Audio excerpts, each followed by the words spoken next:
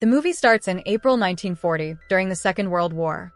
At this time, Britain and Germany were fighting in Norway, aiming to capture Norway's iron and other natural resources to produce weapons. A battle ensues between a German plane and a British plane, leading to the German plane crashing in the snow between the mountains. During this crash landing, one of the 4 German soldiers dies, but 3 soldiers survive: Lieutenant Skopas, Stern, and Joseph. Joseph notices that his hand is injured, so Stern gives him first aid.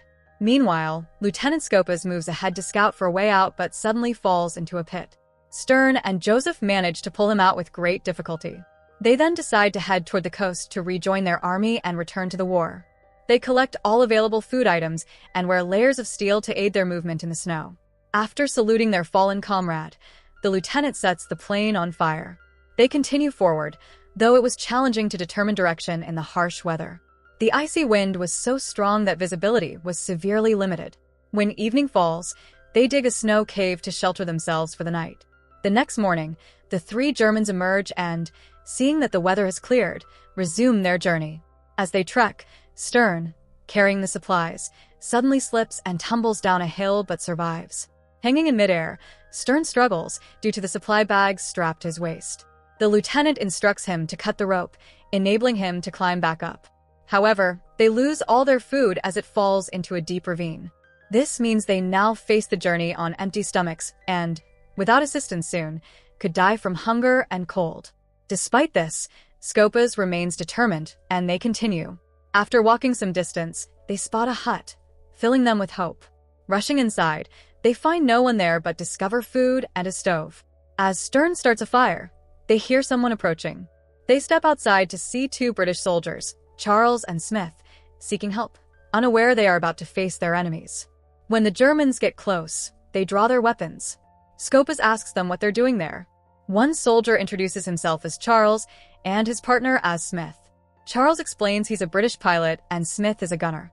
Their plane had crashed under German fire, leaving them stranded. Skopas allows them inside, saying they can stay, but as prisoners of war.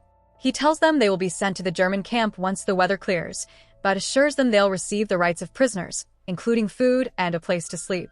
As he searches the 2, Skopas finds a lighter in Charles's pocket.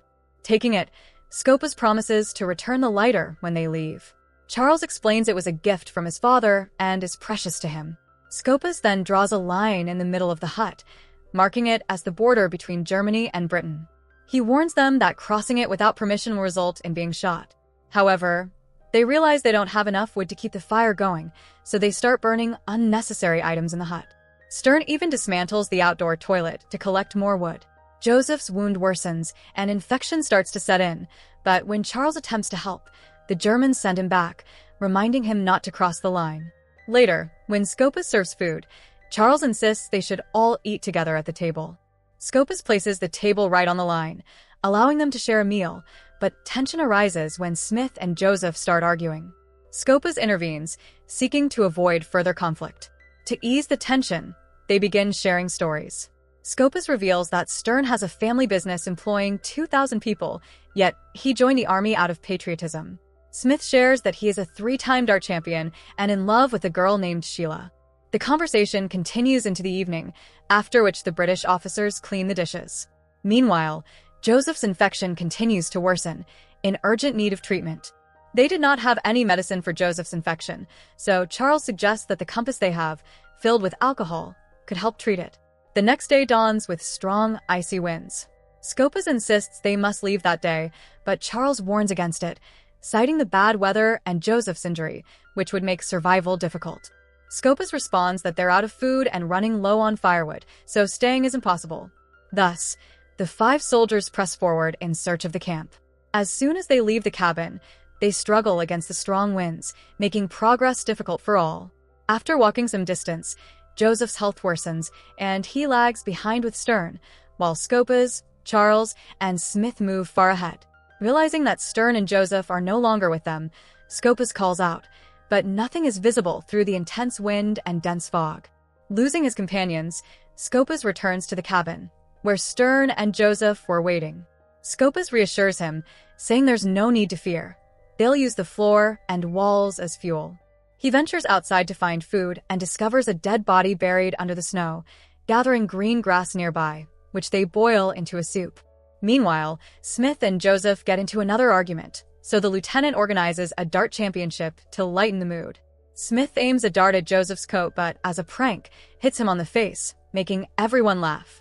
When Smith goes out to use the toilet, he spots a herd of reindeer, thinking they could provide food if hunted. However, before he can act, the reindeer run away. Smith returns inside and, to taunt Joseph, returns his book, which he had used as toilet paper. Furious, Joseph pulls out a gun to shoot him, but Scopas and Stern persuade him to lower it. As Joseph drops the gun, Smith quickly grabs it and aims it back at him. Scopas and Joseph also lay down their weapons, shifting control entirely to the British soldiers. Charles orders them to go to the other side of the room, where the beds are less comfortable. Scopas requests that they stay on their side since Joseph is unwell, but Charles refuses, asserting that they're prisoners and must follow orders. Smith then asks Scopas why the Germans want to conquer the world and kill people. Charles interjects, explaining that he doesn't take pleasure in killing, but merely fulfills his duty as a soldier. He adds that the British are no different, pointing to their actions in colonizing countries like India. He claims they're in Norway to prevent Britain from seizing it for its resources. As another night passes, they awaken the next day with no food. Smith and Stern head out to hunt reindeer, tracking their footprints in the snow. Meanwhile, Scopas tries to light a fire by breaking the cabin floor. Charles instructs him to cut the wood beam in the center of the hut. Scopas refuses, knowing it supports the roof, but eventually complies under Charles's orders. When they remove the wood, the entire roof starts to collapse, forcing them to hold it up from below. Frustrated, Scopas criticizes Charles's reckless decision. In the commotion, Scopas manages to seize the gun back from Charles, regaining control. Soon after, Smith and Stern return with a rabbit they've hunted and see Charles and Scopas struggling with a collapsing roof. Stern quickly reattaches the wood to support it, but Smith and Scopas once again point their guns at each other. Scopas proposes they all work together to survive, suggesting they put aside their differences. Agreeing to a truce, they place their weapons in a box outside the cabin to maintain peace. Now, they cook and share the meal together, but Joseph's health continues to decline as his infection spreads, putting his life in imminent danger if untreated. But taking Joseph to a hospital was impossible, so Charles suggests amputating his hand with an axe to prevent the infection from spreading throughout his body. Scopas agrees, saying they'll need hot water. Stern starts breaking the floor to make a fire and discovers a hidden box containing dried meat and bottles of alcohol. Overjoyed, they each grab a bottle and wake Joseph, telling him that Germany has defeated Britain, which they're celebrating. This news lifts Joseph's spirits, and they encourage him to drink until he passes out.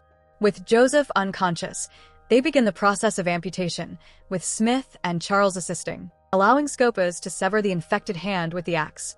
Since Joseph remains unconscious, he's unaware of the operation. Smith then tosses the severed hand outside. The soldiers share drinks, becoming friends curious to know more about each other's lives. Meanwhile, at a Norwegian camp near the crash site, officers search for the downed German plane.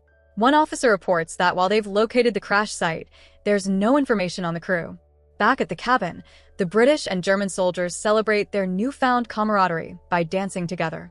Charles shares cigarettes he'd saved for victory, and Scopas burns Joseph's diary, which contained a photograph of Hitler. The next morning, Joseph wakes and is horrified to see his amputated hand. Scopas explains that the amputation was necessary to save his life. At the same time, Norwegian soldiers searching for the missing men find a German supply box that had fallen down a hill, convincing them the Germans are nearby. When the storm clears, all the soldiers step outside, seeing clear skies.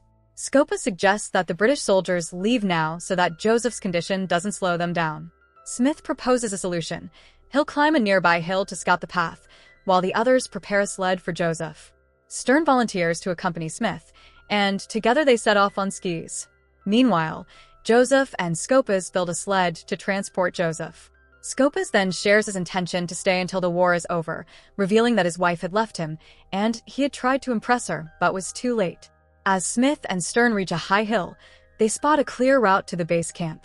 Smith tells Stern that if they reach British territory, he should head south to safety. But as they head back, a Norwegian sniper shoots Stern, killing him instantly. The Norwegians capture Smith, but spare his life, as he is a British soldier. They then reach the cabin, capturing the remaining soldiers. Scopas surrenders, deeply saddened by Stern's death. Smith takes Stern's dog Tag, hoping it might eventually reach his family. The Norwegians bring everyone down from the mountain and transport them to their base camp. There, a Norwegian officer interrogates Charles and Smith, suspicious of their camaraderie with the Germans. He warns that a report will be sent to their superiors, and if any evidence of collaboration is found, they will face consequences. Charles, angered, explains they were simply trying to survive in the cabin and had no agreement with the Germans. At that moment, Lieutenant Scopas enters and returns Charles's lighter, a gift from his father. Scopas places the lighter on the table, but Charles refuses to look at it. The German soldiers are then taken away by boat as prisoners of war. The report on Smith and Charles is sent to their superiors, and they are released. Smith and Charles watch as Scopas and Joseph leave. When their eyes meet, a faint smile crosses both their faces, and the movie ends. This story teaches us that true friendship transcends national boundaries, and that genuine camaraderie is beyond any country's limits.